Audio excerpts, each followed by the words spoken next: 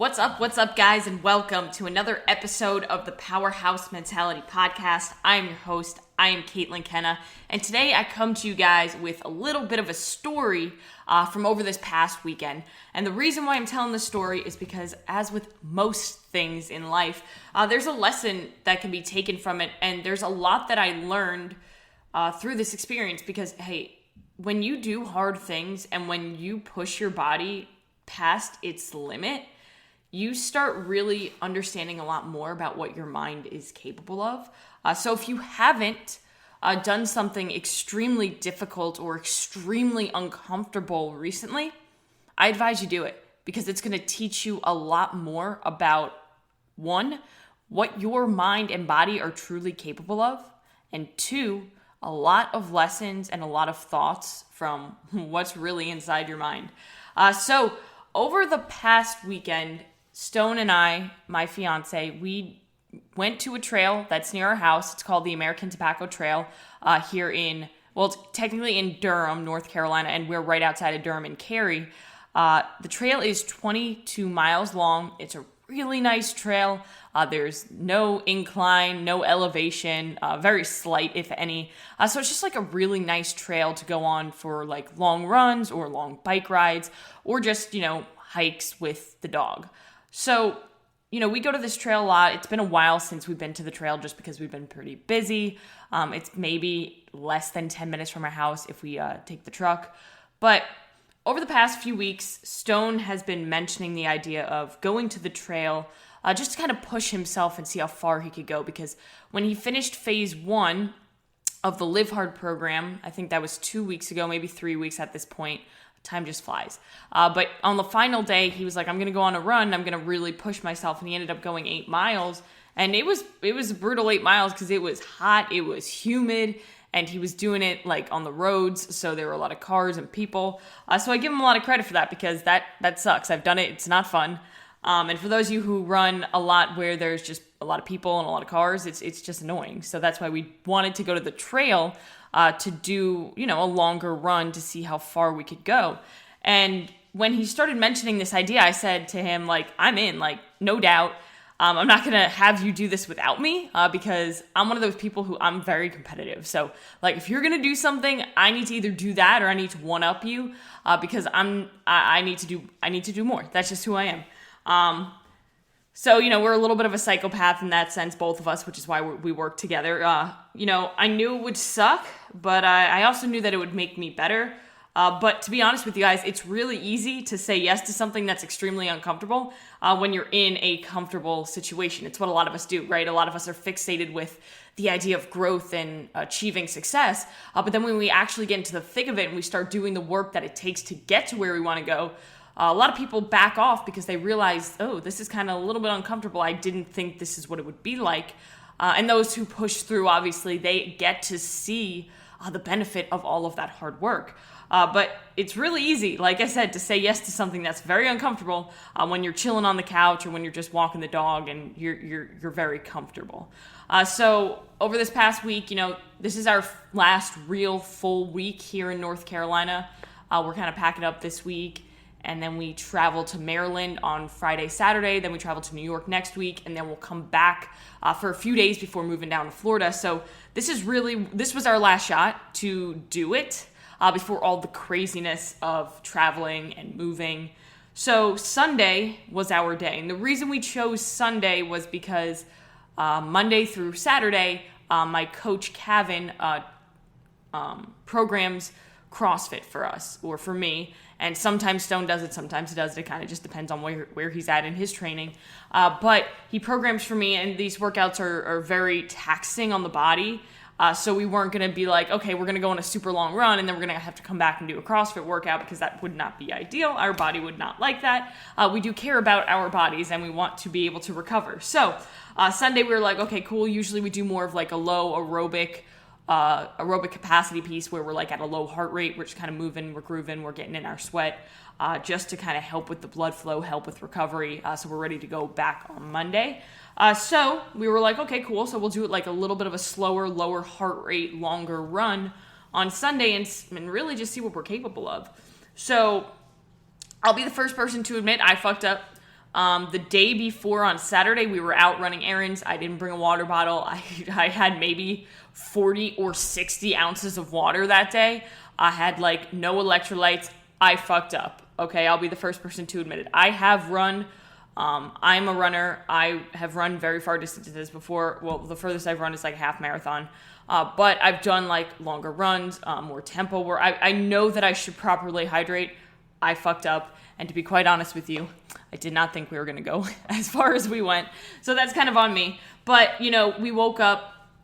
My Whoop watch said 11% recovery, and I definitely felt like it. Although, guys, don't listen to your wearables all of the time because they're only so accurate. However, like I said, definitely felt like it was 11% recovery. It was cloudy. It was kind of misty outside. The temperature had dropped from where it was like the 70s and the 80s for the entire week. And it was like high 40s, low 50s. So like, yeah, it's not that cold, but it took like a dramatic drop overnight to the point where, the conditions weren't ideal. And this is a good example for life. It's a good analogy, right? Because when we want to do something or when we plan to do something and when we have this commitment and we keep this promise to ourselves or we make this promise to ourselves, the situation isn't always going to be ideal because life hits you with hurdles all of the time and obstacles. And sometimes these obstacles, they look like they can't be overcome. So we'll just move what we planned. We'll put off that commitment to ourselves.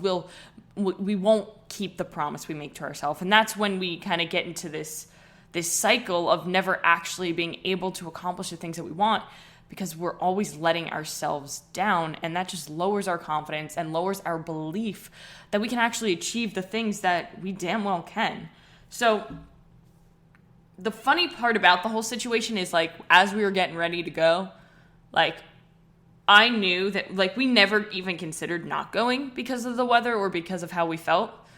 But in my head, my bitch voice was loud, and it was hoping that Stone would be like, oh, maybe we'll just go another day, and I would jump right on that. But it didn't happen because, we're strong people. And, we got to the trail, and we just started running. We put on a podcast, and we put on Real AF by Andy Frisella, best podcast there is. And we just ran. We ended up getting to 5 miles, and we were like, should we turn around now? Should we turn around at 6? Should we turn around at 7? Where should we turn around? And I was like, you know what? Why don't we turn around here? Because I don't know what the fuck my body's going to do once we get to like 8, 9, 10. Because right now I feel great. Like I felt good at like mile 5. We had like a good pace going. It felt good. And I was like, I don't know, I don't want to be stuck out here if for some reason my body just stops working because I knew that I wasn't hydrated. So felt good, like I said, to that point. I got to about mile 7 and, backtrack. So at like mile 5.5, like right after we turned around, Stone turns to me and he goes, I really want a half marathon because I've never done one before. Now I have, I did that 2 years ago when I was doing 75 hard for literally the same purpose. I just wanted to do something difficult.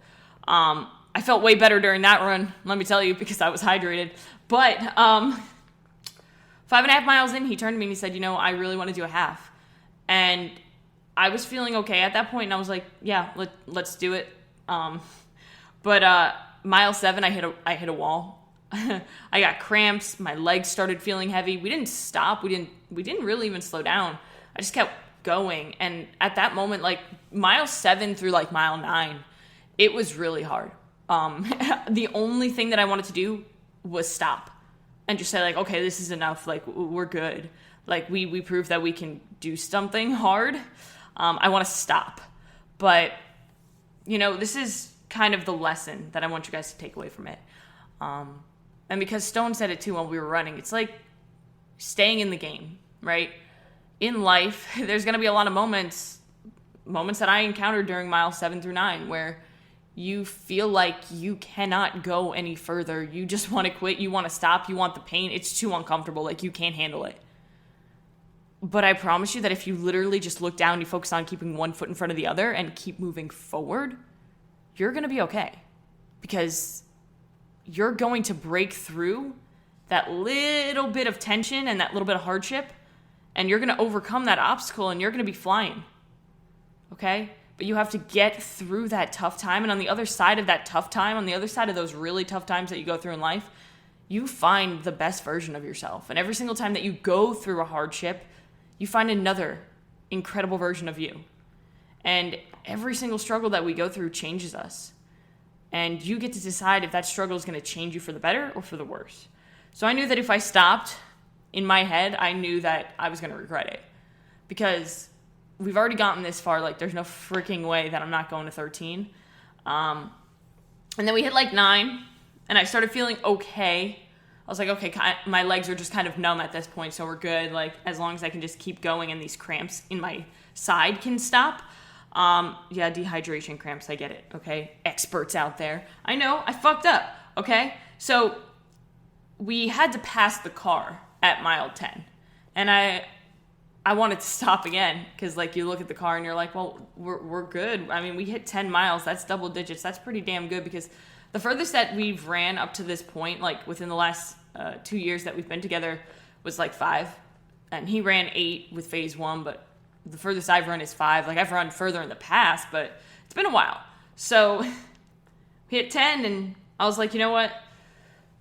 When we were approaching 10, he was like, you know, we'll just stop at 10. It's already like past noon. We should probably start our day. And I was like, you know, I know you want a half marathon, and this is kind of where I have to just suffer for you to support you. And that's what I did.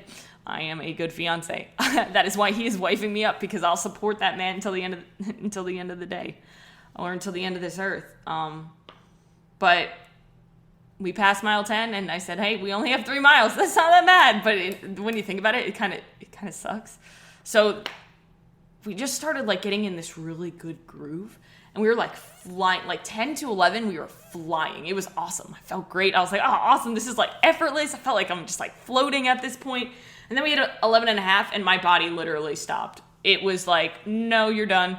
I can't do this anymore. Like, I'm rebelling. My legs, I felt like I was pushing so hard, but I felt like I was going so slow.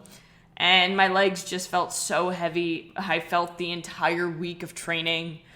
There was a lot of leg dominant workouts that we had before. Like the day before, we did heavy front squats and we did a Metcon that was 3 sets of 25 box jump overs and 50 wall balls. Like, my legs were feeling it. But we made it. And we didn't stop once. And we kept a pretty consistent pace the entire time. And as soon as we stopped, my legs, like, I almost fell over. Let's just say that. But, you know, when we finished, I wasn't thinking about how terrible I felt at mile 7 and 9. I was thinking about how fucking awesome it felt to be able to overcome all of the bullshit that we went through during those 13 miles to actually finish it. And the moral of the story, guys, and the wrap up here is you can do hard things. Like, you can do so much more than you could have ever thought possible. But the problem is that the majority of us, we set these barriers to how far we can go. And we refuse to push past those barriers because it's scary, because it's unknown, because it's uncomfortable. But the barrier that you think is right in front of your face is actually all the way across the room. So I want you to do something uncomfortable. Do something that you never thought that you could do. Do something that you've never done before. Because when you can do it, I know you can, and when you do it, you're going to be like, holy shit, what else can I do? And it's going to give you this new feeling of confidence. You're going to feel unstoppable, and you're going to feel limitless. Because the truth is, guys, we are all limitless. We are. The only person standing in your way is you. So, in life, when shit gets hard, when you feel like you can't keep going, when you feel like all you want to do is stop, and you really feel like it's too much and you're overwhelmed and you just want to cry and crawl into bed, stay in the game. Don't sit on the bench of your own life. Because, guys, we only get one shot at each day. We have 24 hours to take it before it's gone and lost forever. So don't get to the end of the day and say, well, I'll try again tomorrow. Nope. Because when somebody asks you what you did yesterday, do you want to say nothing? Or do you want to say you fucking got better? It's up to you. Because the choice is always yours. Nobody else dictates your own life but you. So stop sitting on the sideline of your own life and get in the game, stay in the game, play the game, and give it everything you got. So, guys, go out today and do one thing that's going to make you 1% better and get you closer to where you want to be.